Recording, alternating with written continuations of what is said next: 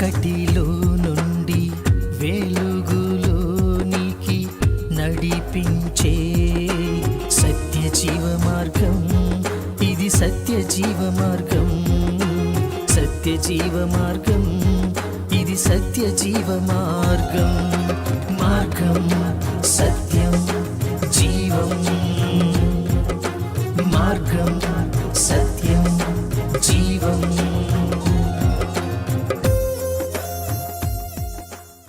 ప్రభువైన యేసుక్రీస్తు ప్రశస్త నామములో మీ అందరికీ నా హృదయపూర్వక వందనాలు. సత్యజీవ మార్గం అనే ఆధ్యాత్మిక కార్యక్రమానికి మీ అందరికీ స్వాగతం పలుకుతూ ఉన్నాం. ప్రియులారా, ఈ కార్యక్రమంలో దేవుని యొక్క వాక్యాన్ని ధ్యానం చేసుకోబోయే ముందు చిన్న ప్రార్థన చేసుకుని ముందుకు కొనసాగుదాం. సర్వశక్తివంతుడ, సర్వాధికారి, సర్వోన్నతమైన దేవ, ఇదిగో నా ప్రభువా, మీ సహాయం కొరకై మీ పాదాలు పట్టుకుని బ్రతిమాలుతూ ఉన్నాం. ఈ ప్రత్యేక సమయంలో నాయన, నా తండ్రి మీ స్వరాన్ని మాకు వినబడినివ్వమని, నా తండ్రి మా జీవితంలో నాయన మాకు మేలు చేసే మీ యొక్క మాటల్ని మాకు అందించమని బ్రతిమాలుతూ ఉన్నాం. ఇదిగో నాయన, మనుషుల స్వరము, మనుషుల మాటలు మాకు నిరుపయోగం కానీ అయా మీ నుంచి వచ్చే ప్రతి మాట మా జీవితానికి ఎంతో ఆసరాగా, ఎంతో నా ప్రభువా ఉపయోగకరంగా ఉంటుంది. అలాంటి మీ విలువైన మాటలను మాతో మాట్లాడమని, మీ సహాయాన్ని మాకు అనుగ్రహించమని ప్రభువైన యేసు నామములో ప్రార్థించి వేడుకొంచున్నాను నా తండ్రి, ఆమేన్. మరొకసారి మీ అందరికీ నా హృదయపూర్వక వందనాలు. నేటి వాక్య భాగంలో మనం ధ్యానం చేసుకోబోయే అంశం దేవుని కృపలో ఉన్న శక్తి. దేవుని కృపలో శక్తి ఉంది. దేవుని కృపను మనం కోరుకునే వారంగా ఉండాలి. ఏంటి ఈ కృప? చాలా సాధారణంగా ఏమండి మంచి ఇల్లు కొనుక్కున్నారా అంటే దేవుని కృపను బట్టి కొనుక్కున్నానండి అంటూ ఉంటారు. సో కృప, ఆ కృప అంటే ఏంటో మనం స్పష్టంగా అర్థం చేసుకున్నప్పుడు, ఆ కృపను మనం పొందుకుంటున్నప్పుడు చాలా అద్భుతంగా మన జీవితంలో మనం దేవుని కార్యాలను చూడగలుగుతాం. కాబట్టి దేవుని కృప అంటే ఏంటో మనకు తెలియాలి. అది కావాలంటే మనం ఏం చేయాలో కూడా మనకు తెలియాలి. మనం ఏం చేస్తే దేవుని కృప మెండుగా మనకు దొరుకుద్దో మనకు తెలిసినప్పుడు కదా మనం దేవుని కృపను మెండుగా పొందుకోగలం. అలాంటి విషయాలను మనం ధ్యానం చేయడానికి ముందుకు కొనసాగుదాం. ప్రార్థనాపూర్వకంగా ముందుకు కొనసాగవలసిందిగా మీకు మనవి చేస్తూ ఉన్నాను. ప్రియులారా, మత్తయి సువార్త 15వ అధ్యాయము 21వ వచనం దగ్గర నుంచి చదువుదాం. యేసు అక్కడ నుండి బయలుదేరి తూరు సీదోనుల ప్రాంతములకు వెళ్ళగా, ఇదిగో ఆ ప్రాంతముల నుండి కనాను స్త్రీ ఒకటి వచ్చి, ప్రభువా, దావీదు కుమారుడా, నన్ను కరుణింపుము, నా కుమార్తె దయ్యం పట్టి బహు బాధపడుచున్నదని కేకలు వేసెను. అందుకైన ఆమెతో ఒక్క మాట అయినా చెప్పలేదు. అప్పుడు ఆయన శిష్యులు వచ్చి, ఈమె మన వెంబడి వచ్చి కేకలు వేయుచున్నది కనుక ఈమెను పంపివేయమని ఆయనను వేడుకొనగా, చూడండి ఇక్కడ ఏం చదువుతుంది. సో యేసు ప్రభు ఆ మార్గాన వెళుతూ ఉంటే ఒక స్త్రీ, కనాను స్త్రీ ఒకటి యేసు ప్రభు వెనుక పడుతూ యేసు ప్రభుని ఏం కోరుతుందంటే, అయ్యా, నా కుమార్తె దయ్యం పట్టిందై, మరి రోగం కలదై, చాలా వేదన చెందుతుంది, సహాయం చేయి అన్నట్లుగా ఆవిడ అరుచుకుంటూ దేవుణ్ణి కరుణించమని కోరుతూ యేసు ప్రభు వెనకాల వెళుతూ ఉంటే, యేసు ప్రభు ఏమీ వినపడనట్లుగా ముందుకు కొనసాగుతున్నట్లుగా మనం చూస్తూ ఉన్నాం. చాలా బాధాకరం కదా. సో యేసు ప్రభు ఎందుకు అలా చేస్తున్నారో చూద్దాం. యేసు ప్రభు ముందుకు నడుస్తూ ఉన్నారు. ఈవిడ మరి బ్రతిమాలుతూ కరుణించమని కేకలు వేస్తూ ఆ స్త్రీ వెంటపడుతుంటే శిష్యులు అది చూశారు. శిష్యులు చూసి యేసు ప్రభు దగ్గరికి వచ్చి అంటున్నారంట, బోధకుడా, మరి ఈ యొక్క స్త్రీ మరి ఇబ్బందికరంగా ప్రవర్తిస్తుంది, మరి కేకలు వేస్తుంది, కొంచెం డిస్టర్బెన్స్ చేస్తుంది, ఆవిడని ఒక మాట సెలవు నువ్వు, ఆవిడని మేము పంపించేస్తాం అని మరి శిష్యులు కూడా దానిలో కలుగు చేసుకుని, శిష్యులు కూడా ఆ స్త్రీని బట్టి వారు డిస్టర్బ్ అయినట్లుగా, మరి అసహనానికి లోనైనట్లుగా వారు మాట్లాడటం మనం చూస్తున్నాం. ఇక్కడ యేసు ప్రభు ఆలస్యం చేస్తున్నారు, ఆ స్త్రీతో మాట్లాడటం లేదు. ఆ స్త్రీ కరుణించమని కేకలు వేస్తుంది. ఈలోపు శిష్యులు కలుగు చేసుకొని అసహనాన్ని వాళ్ళు ప్రదర్శిస్తున్నారు. ఇలాంటి స్థితిలో ఏం జరుగుతుందో ముందుకు చూద్దాం. ఆయన ఇశ్రాయేలు ఇంటివారై నశించిన గొర్రెల యొద్దకే గాని మరి ఎవరి యొద్దకునూ నేను పంపబడలేదనెను. ఆయనను ఆమె వచ్చి ఆయనకు మ్రొక్కి, ప్రభువా, నాకు సహాయము చేయమని అడిగాను. చూడండి, యేసు ప్రభు అంటున్నాడు, ఇశ్రాయేలీలలో అంటే దేవుని జనాంగంలో నశించిన వారి కొరకు నేను వచ్చాను, అందరి కొరకు కాదన్నట్లుగా. ఇశ్రాయేలీ జనాంగంలో నశించిన వారి కొరకు నేను వచ్చానంటే, అయినా కూడా ఆ స్త్రీ విడవక ఆయనకు మ్రొక్కి నాకు సహాయం చేయమని యేసు ప్రభుని అడుగుతున్నట్లుగా మనం చూస్తూ ఉన్నాం. అంటే మొదట యేసు ప్రభు ఆవిడ్ని నిర్లక్ష్యంగా చూసినట్లుగా అనిపించిన ఆ స్త్రీ కరుణించమని కేకలు వేసింది. అలాగే యేసు ప్రభు అమ్మా నీకు నేను సహాయం చేయనన్నట్లుగా ఉన్నా కూడా ఆ స్త్రీ ఏం చేస్తుందంటే మ్రొక్కి నాకు సహాయం చేయమని అడుగుతూ ఉంది. ఇంకా తదుపరి వచనాల్లో మనం చూసినట్లయితే 26వ వచనం, నాకు సహాయం చేయమని ఆ స్త్రీ అడిగినాక యేసుప్రభు ఏమంటున్నారో చూడండి. అందుకు ఆయన పిల్లల రొట్టె తీసుకుని కుక్క పిల్లలకు వేయుట యుక్తము కాదని చెప్పగా, ఏంటంటే చాలా బాధాకరమైన మాటను అక్కడ యేసుప్రభు ప్రస్తావిస్తూ ఉన్నారు. ఏమని ప్రస్తావిస్తున్నారంటే పిల్లల యొక్క రొట్టెను తీసుకొని కుక్క పిల్లలకి వేయుట యుక్తము కాదని చెప్తున్నారు. అంటే పిల్లలు అంటే ఇశ్రాయేలీలు, పిల్లలంటే ఇశ్రాయేల్, దేవుని జనాంగం. దేవుని జనాంగానికి చెందవలసిన ఆ కనికరం, ఆ కృప, ఆ యొక్క స్వస్థతలు సో ఎవరు కోరుకుంటున్నారు? కనాను స్త్రీ కోరుకుంటుందని. అంటే మరి యేసు ప్రభువులో నిజంగా కఠినత్వం ఉందా? అలాంటి స్థితిలోన అలాంటి అవేర్నెస్ లేకుండా యేసు ప్రభు ఉన్నారా అంటే కానే కాదు ప్రియులారా. అక్కడ దేవుని యొక్క ఉద్దేశం ఏంటంటే తన శిష్యులు చాలా విషయాలని నేర్చుకోవాల్సిన వారుగా ఉన్నారు. తన శిష్యుల యొక్క భవిష్యత్తును ఎరిగిన యేసు ప్రభు తన శిష్యులు మరి భవిష్యత్ కాలంలో ఎలాంటి ప్రేమను కలిగి, ఎలాంటి ఆలోచన విధానాన్ని కలిగి దేవుని రాజ్యం వ్యాప్తి చేయాలో యేసుక్రీస్తుకి బాగా తెలుసు. కాబట్టి భవిష్యత్ ఎరిగిన దేవుడు కాబట్టి వారిని తర్ఫీదు చేయటం కొరకు ఇలాంటి పరిస్థితిని, ఇలాంటి సందర్భాన్ని వినియోగించుకుంటూ చేస్తున్నట్లుగా మనం అర్థం చేసుకోవచ్చు. యేసు ప్రభు యొక్క మనసు ఎరిగిన వారం, యేసు ప్రభు యొక్క స్థితిగతులు ఎరిగిన వారం కాబట్టి మనకు సుస్పష్టంగా అర్థమవుతుంది. అది ఆ స్త్రీతో అంటున్నారు, పిల్లల యొక్క రొట్టెను తీసుకుని కుక్క పిల్లలకు వేయుట యుక్తం కాదు కదమ్మా అంటున్నారు. అంటే పిల్లలంటే ఇశ్రాయేలీలుగా, కుక్క పిల్లలంటే మరి అన్యులుగా, ఆ యొక్క కనానీయులుగా అని అన్నప్పుడు సాధారణంగా మనం ఆ పరిస్థితుల్లో ఉంటే, ఏ మనిషి ఆ పరిస్థితుల్లో ఉన్నా కూడా ఒకంత చాలా కోపం వస్తూ ఉంటుంది. చేయకపోయావు, మమ్మల్ని కుక్క పిల్లలు అంటావా, మమ్మల్ని అంత హీనంగా మాట్లాడతావా అని ప్రశ్నిస్తారు. ఈ స్త్రీ మరి ఎంత ఓర్పుతోనో, ఎంత సహనంతోనో దేవుని కనికరం కొరకు, దేవుని కరుణ కొరకు వేడుకుంటుందో మనం ఆలోచించేద్దాం. ప్రియులరా, దేవుడు పట్టించుకోపోయినా కరుణించమని కేకలు వేసింది. శిష్యులు అసహనానికి లోనై వారు ఆమెను అడ్డుకోవాలని ప్రయత్నం చేసిన యేసు ప్రభు యొక్క గొప్పతనాన్ని ఎరిగిన ఆ స్త్రీ, యేసు ప్రభు దగ్గర స్వస్థత దొరుకుతుందని పూర్తిగా విశ్వసించిన ఆ స్త్రీ యేసు ప్రభుని విడువక వెంబడిస్తున్నట్లుగా, విడువక గోజాడుతున్నట్లుగా, విడువక సహాయం కొరకై ప్రాకులాడుతున్నట్లుగా మనకు ఆ స్త్రీ కనిపిస్తూ ఉంది. సో ఈ కుక్క పిల్లలకు ఏటి యుక్తం కాదని యేసు ప్రభు ఆ మాట అన్నప్పుడు ఆ స్త్రీ చాలా అంటే చాలా తగ్గించుకుని చాలా విశ్వాసంతో ఏమంటుందో చూడండి. 27వ వచనం, ఆమె నిజమే ప్రభువా, కుక్క పిల్లలు కూడా తమ యజమానుల బల్ల మీద నుంచి పొడు ముక్కలు తినును కదా అని చెప్పాను. అయా, నీ బిడ్డలు, నీ పిల్లలు బల్ల మీద తింటూ ఉంటే, రొట్టె ముక్కలు తింటూ ఉంటే వారు తింటున్నప్పుడు చిన్న చిన్న ముక్కలు కింద రాలిపోతాయి కదా, ఆ బల్ల మీద నుంచి కింద పడతాయి కదా, ఆ రొట్టె ముక్కలు తినే ఆ కరుణ, ఆ కృపన్న నాకు ఇవ్వు అని అడుగుతుంది. అంటే యజమానుల పిల్లలు బల్లల మీద, భోజనపు బల్లల మీద కూర్చుని రొట్టె ముక్కలు తింటూ ఉంటే అవి క్రింద పడితే అవి తినే కృపన్న, అవి తినే కనికరమన్నా ఇవ్వమని బ్రతిమాలుతూ ఉంటే యేసు ప్రభు అంటున్న మాట చూడండి ప్రియులరా. చూడండి ఎంత తగ్గించుకుని ఆ స్త్రీ దేవుని కనికరం కొరకు, దేవుని కరుణ కొరకు ఆ బిడ్డ వేడుకుంటుందో దాన్ని బట్టి యేసు ప్రభు చెప్తున్న మాట ఏంటో చూడండి. 28వ వచనం, అందుకు యేసు, అమ్మా నీ విశ్వాసము గొప్పది, నీవు కోరినట్టే నీకు అవునుగాక అని ఆమెతో చెప్పెను. ఆ గడియలోనే ఆమె కుమార్తె స్వస్థత నొందెను.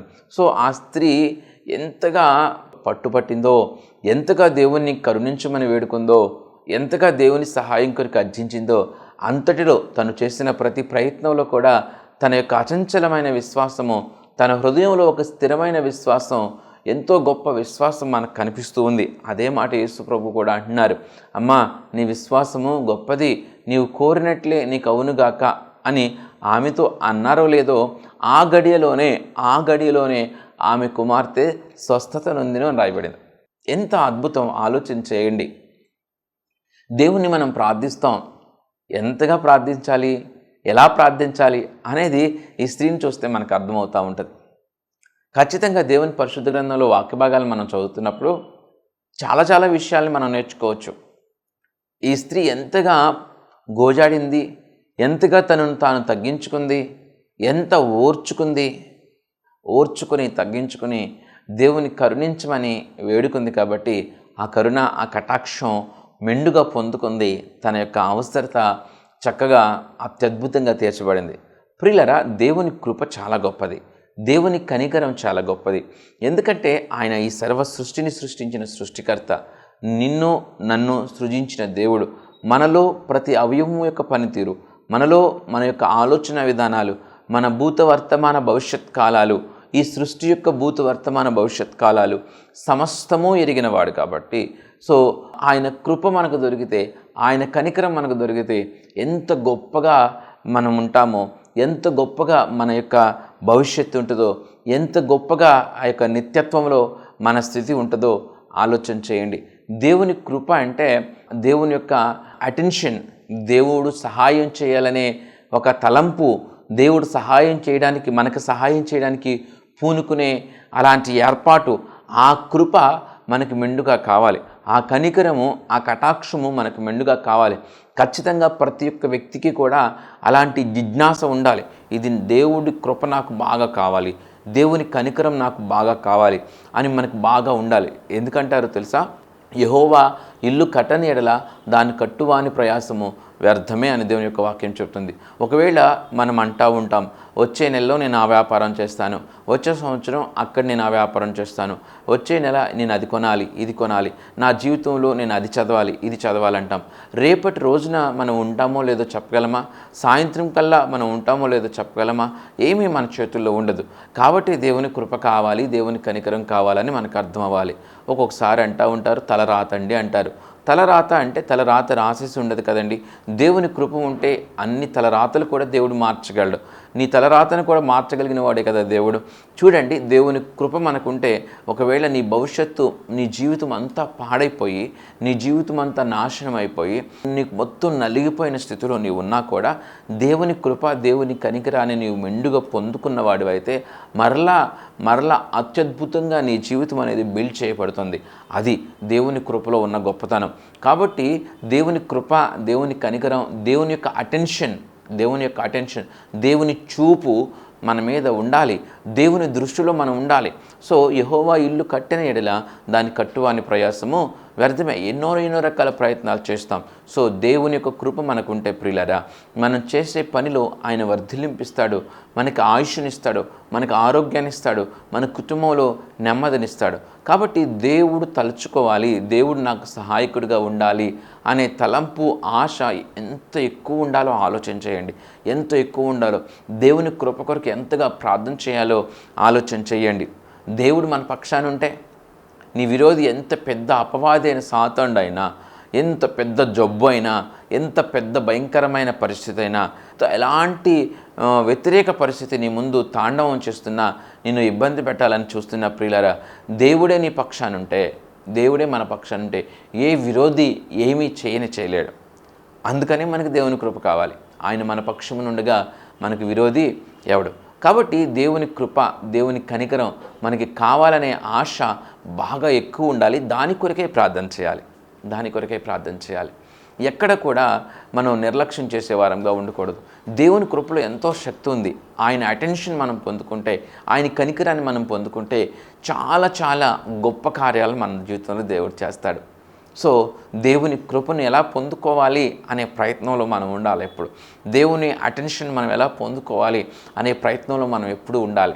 సో ఇది ఇంకా అర్థం అవ్వాలంటే, ఒకవేళ ఏదైనా ఒక ప్రాంతంలో ఒక అధికారి ఉంటే, ఒక రాజకీయ నాయకుడు ఉంటే, ఆ రాజకీయ నాయకుడు యొక్క కృపను పొందుకోవాలని కొంతమంది చాలా ప్రయత్నాలు చేస్తూ ఉంటారు. ఎన్నో రకాల ప్రయత్నాలు చేస్తూ ఉంటారు.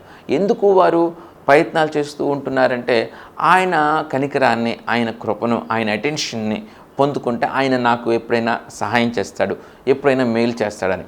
సో అది ఏ రీతిగా అయితే మీరు అర్థం చేసుకుంటున్నారో, ఇప్పుడు దేవుని కృపలో ఆ మనుష్యుల కనికరాన్ని, ఆ మనుష్యుల కృపలో కంటే కూడా దేవుని కృపలో ఎంత ఎక్కువ ఉంటుంది, ఎంత ఎక్కువ శక్తి ఉంటుంది.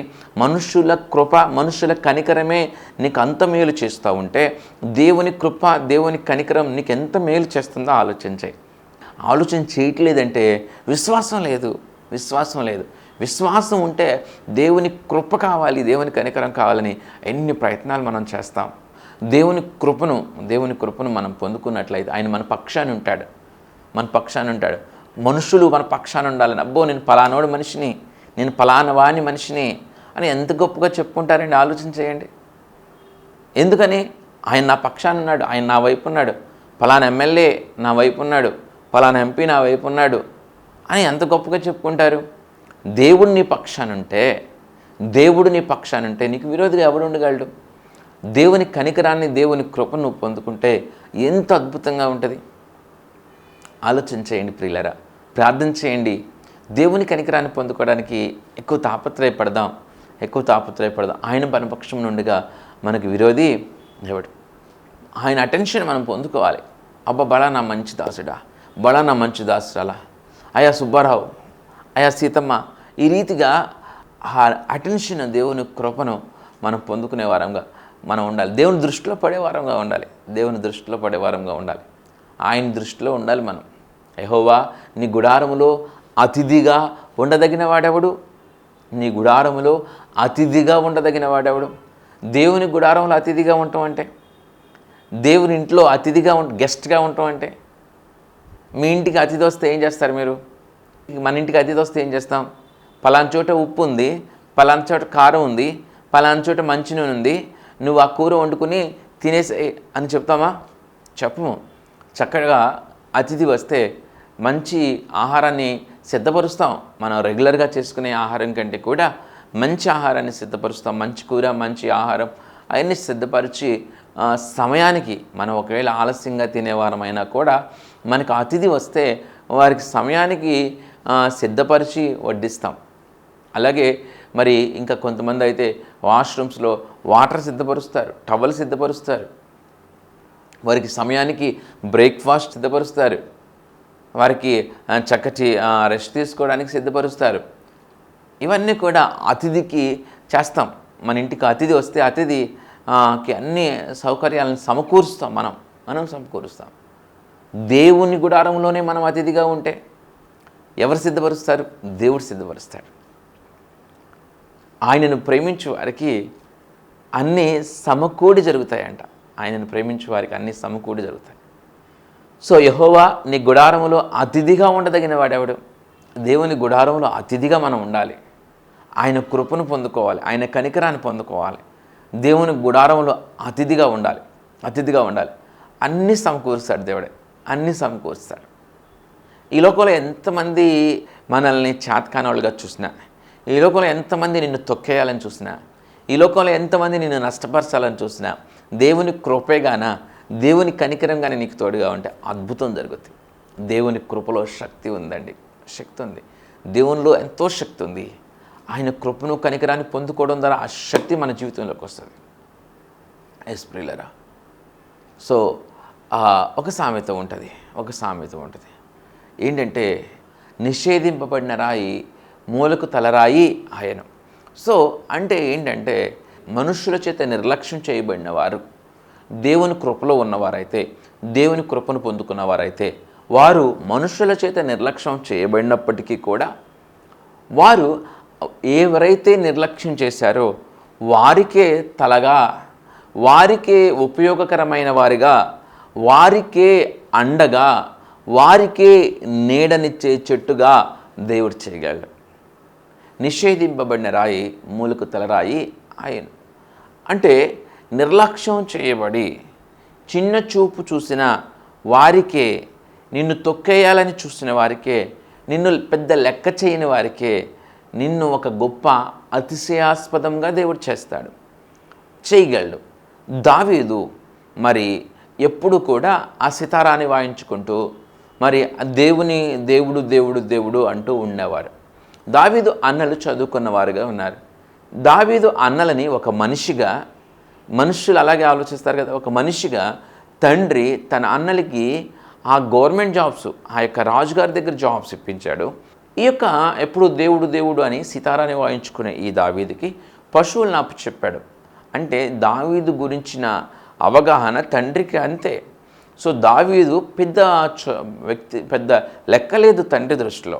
అందుకని అభిషేకించడానికి వచ్చినప్పుడు కూడా దావీదు గురించి అంత పట్టించుకోడు తండ్రి. ఓకే. సో దావీదు తండ్రి దృష్టిలో లేడు, కానీ ఎవరి దృష్టిలో ఉన్నాడు? దేవుని దృష్టిలో ఉన్నాడు. దావీదు తండ్రి కృప, తండ్రి కనికరం దావీదుకు లేదు, కానీ దేవుని కృప, దేవుని కనికరం ఉంది. ఎందుకంటే ఎప్పుడు దేవుని ఆరాధిస్తూ స్తుతిస్తూ బ్రతికేవాడు కాబట్టి.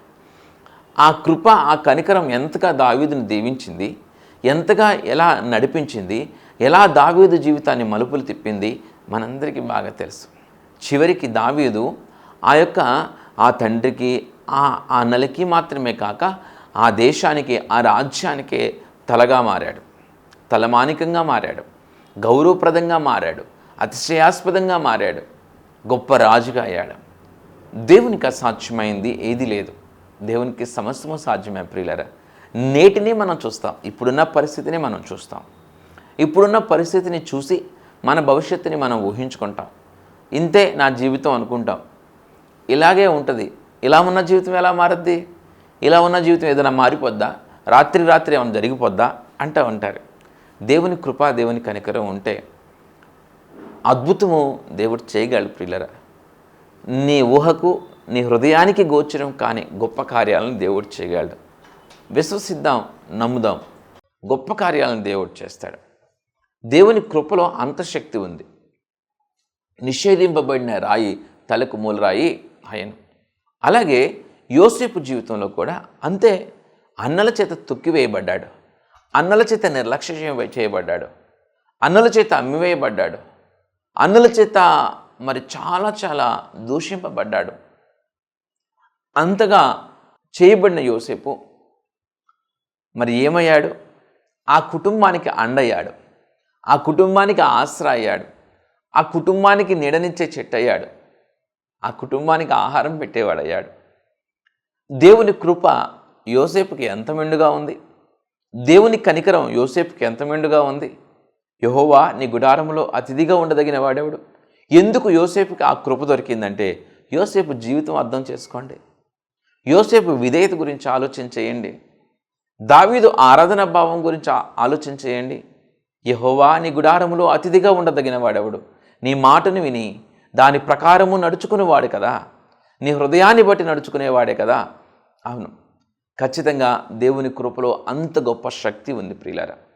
దేవుని కనికరాన్ని, దేవుని అటెన్షన్ నువ్వు పొందుకుంటున్నావా? దేవుని దృష్టిలో నువ్వు ఉన్నావా? దేవుడు నిన్ను హెచ్చించాలి అనుకుంటున్నాడా? దేవుడు నీకు సహాయం చేయాలి అనుకుంటున్నాడా? నువ్వెప్పుడైనా అంత గట్టిగా దేవుణ్ణి అడిగావా? దేవుని కృప కొరకు నువ్వు అంత వేడుకున్నావా? దేవుని కృపను పొందుకోవాలని తాపత్రయంతో నువ్వేం చేసావు? దేవుని కృపను పొందుకునే పనులు ఏమైనా చేసావా? నువ్వు ఆయన అటెన్షన్ పొందుకునే పనులు ఏమైనా చేసావా? ఎలాంటి పనులు చేస్తే దేవుని కనికరాన్ని పొందుకోగలుగుతాం, దేవుని కృపను పొందుకోగలుగుతాం? తగ్గించుకుని ఉంటున్నావా? భర్త లేని వారిని, విధవరాండ్రును నువ్వు పరామర్శిస్తున్నావా? వారిని ఆదరిస్తున్నావా? దిక్కులేని బిడ్డలను నువ్వు ఆదరిస్తున్నావా? నీ తోటి మనిషిని నువ్వు ప్రేమిస్తున్నావా? నీ తల్లిదండ్రులని నువ్వు ప్రేమిస్తున్నావా? బీదలని ప్రేమిస్తున్నావా? ఆలోచన చేస్తే ప్రియులారా, మనం ఆయన కృపను, ఆయన అటెన్షన్ ఎలా పొందుకోవాలో మనకు తెలుస్తుంది. దేవుని కృపలో గొప్ప శక్తి ఉంది. ప్రార్థన చేయాలి, దేవుని కృప కావాలంటే బ్రతిమలాడాలి దేవుణ్ణి, ప్రభువా నాకు సహాయం చేయి. నిజం ప్రియులారా, ఖచ్చితంగా అంత శక్తి ఉందని అర్థం చేసుకుందాం. ఈ కనాను స్త్రీ ప్రభువుని అడిగిన విధానం అర్థం చేసుకుందాం, గుర్తుంచుకుందాం. దేవుని కృప కావాలి ప్రభువా, నీ కృప నాకు కావాలి ప్రభువా అని అడుగుదాం. అలాంటి గొప్ప కృప దేవుడు మనందరికీ అనుగ్రహించి మీ ప్రతి అవసరతను తన యొక్క పరిశుద్ధమైన నామంలో యేసు ప్రభువు తీర్చునుగాక. ఆమేన్. మహాగణుడు, పరిశుద్ధుడు అయిన మా ప్రభువా, మీకు స్తుతులు స్తోత్రములు చెల్లిస్తూ ఉన్నా. ఎంత కృప కలిగిన దేవుడువు కదా నాయనా. నీ కృపలో ఎంతో శక్తి ఉంది అయ్యా. మీ దృష్టిలో మేము ఉండాలి. ఇదిగో నాయనా, మీ గుడారంలో మేము అతిథిగా ఉండాలి నా ప్రభువా. అయ్యా, విన్న ప్రతి బిడ్డను ప్రత్యేకంగా దర్శించినందుకు మీకు వందనాలు నాయన. విన్న మాటలు అప్పటికప్పుడు విని విడిచిపెట్టేవారిగా కాక నా ప్రభువా, వాటిని హృదయంలో భద్రపరుచుకొని నా ప్రభువా, వాటి ప్రకారము భక్తి జీవితాన్ని బిల్డ్ చేసుకోవడానికి సహాయం దయచేయండి అయా. మేము నిత్యము సాధన చేసేవారంగా ఉండాలి నా ప్రభువా. ఇదిగోనైనా నిత్యము మీకు చేరువుగా మేము వచ్చేవారంగా ఉండాలి నా ప్రభువా. అలాంటి కృప ప్రతి బిడ్డకి అనుగ్రహించమని, మీ సహాయము దయచేయమని ప్రభువైన యేసు నామములో ప్రార్థించి వేడుకొంచున్నాము నా తండ్రి. ఆమేన్. ప్రియులారా, దేవుడు మనందరినీ దీవించి ఆశీర్వదించును గాక. ఆమేన్. ఈ వర్తమానాలు ప్రతి ఆదివారం ఉదయం 7:30 గంటలకి, ప్రతి ఆదివారం సాయంత్రం 7:30 గంటలకి మీ అభిమాన ప్రవచన్ టెలివిజన్లో ప్రసారం అవుతున్నాయి. తప్పగా చూడండి. అలాగే యూట్యూబ్ ఛానల్ జోసఫ్ సుశీల్ని సబ్స్క్రైబ్ చేసుకోండి. మరి ఇతరులు కూడా ఆ ఛానల్ని సబ్స్క్రైబ్ చేసుకునే విషయంలో మీ పాత్ర మీరు పోషించండి. ఎందుకంటే దేవుని పనిలో అందరం జత పని వారము. మరి అట్టి పని మనం చేసినట్లయితే ఆ పని ద్వారా కూడా దీవెన మనకు వస్తూ ఉంది. అందరికీ కూడా సువార్తను వ్యాప్తి చెందించాల్సిన బాధ్యత ఉంది. మరి మీరు శిష్యులుగా తయారై ఇతరులను కూడా శిష్యులుగా తయారు చేయమని దేవుడు చెప్తూ ఉన్నాడు. సువార్త పనిలో మీరు కూడా పాలిభాగస్తులగినట్లుగా జోసఫ్ సుశీల్ అనే యూట్యూబ్ ఛానల్ని మీరు సబ్స్క్రైబ్ చేసుకోండి. ఇతరులకి షేర్ చేయండి. మీ స్నేహితులు, బంధువులు కూడా దాన్ని సబ్స్క్రైబ్ చేసుకుని ఈ విలువైన వర్తమానాలు, వారు దేవుని మాటలు విలువైనవండి, దేవుని జ్ఞానం విలువైనది. ఆ జ్ఞానంతో మన హృదయం నింపబడినప్పుడు మన జీవితాలు ఆశీర్వదింపబడతాయి. కాబట్టి ఈ వర్తమానాలు వారు కూడా విన్నట్లుగా షేర్ చేయండి. ప్రియులారా, దేవుడు మనందరినీ దీవించునుగాక. ఆమేన్. మీ అందరికీ నా హృదయపూర్వక వందనాలు. ప్రియమైన సహోదరి సహోదరులారా, మీకు నా హృదయపూర్వక వందనాలు తెలియచేస్తున్నాను. మీ ఆత్మీయ జీవితం ఎలా ఉంది? ఈ జీవన పయనంలో ఎదురయ్యే శోధనలలో విజయం పొందుకుంటున్నారా? మంచిది. మనం శోధనలను సహించి విజయం పొందటం ద్వారా మన పరలోకపు తండ్రి ఎంతో సంతోషిస్తారు. ప్రార్థనకు, వాక్య ధ్యానానికి, పాటలతో ప్రభువును స్తుతించడానికి నీవు ఖచ్చితంగా ప్రతిరోజు సమయం కేటాయించాలి. అప్పుడే నీవు లోకంలో ఉంటూనే నిష్కలంకంగా జీవించగలవు. చెట్టు మంచిదైతే విత్తు మంచిదవుతుంది. యథా రాజా తదా ప్రజ. మంచి కాపరిని కలిగిన మందలు ధన్యమైనవి. చిన్న కుటుంబం చింతలు లేని కుటుంబం. పెద్ద సంఘం కావాలి అని కాదు, మంచి సంఘం కావాలి అనుకోవాలి. అట్టహాసాలకి, ఆడంబరాలకి, ఆటపాటలకి ఆకర్షితులు కాక ప్రభువుకు సంపూర్ణ విధేయత చూపిస్తూ మంచి నడవడిక, మంచి సాక్షి జీవితం, మంద పట్ల బాధ్యత కలిగిన కాపరిని ఎంచుకోవాలి. ఆ సంఘంతోనూ, ఆ సేవకునితోనూ, తద్వారా ప్రభువుతో అంటుకట్టబడి ఉండాలి. మీ కష్టార్జితం, మీ దశమ భాగాలు మీరు సంతోషంగా దేవునికి కానుక ఇవ్వాలనుకున్నప్పుడు వాటిలో శ్రేష్టమైనవి, అత్యధికమైనవి మీ సంఘ కాపరికి మాత్రమే ఇవ్వాలి. మంద కాచేవాడు మంద పాలుకి అర్హుడు. ఎక్కడో ఉండే టీవీ వర్తమానికుడు ఎంతవరకు నీ మంచి చెడ్డ పట్టించుకోగలడు? ఎంతవరకు నీ యోగక్షేమాలు పట్టించుకోగలడు? నీ కన్నీరు చూడగలిగేది, నిన్ను పట్టించుకోగలిగేది, నీవు ఆశీర్వదింపబడితే సంతోషించేది నీ సంఘ కాపరి మాత్రమే. నీ సంఘ కాపరిని సంతోషపరచు, ఘనపరచు. ఆయన కంటనీరు రాకుండా చూసుకోవాలనే కోరిక నీవు కలిగి ఉంటే ప్రభువు సమస్తం చూస్తూ ఉన్నాడు. ప్రభు సేవలో మీ జోసఫ్ సుశీల్.